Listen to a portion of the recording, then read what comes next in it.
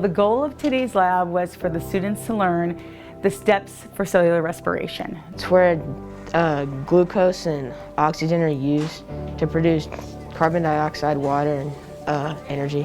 We took hot water and then you would put yeast in it, and then you would put a balloon over the water bottle to see how fermentation works.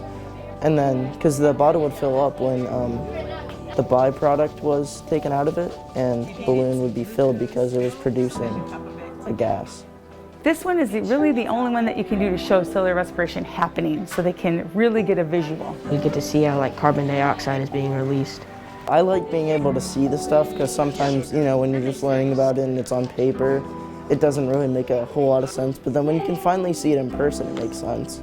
I think just letting them explore, making mistakes, learning from their mistakes and then having that discussion is what science is all about.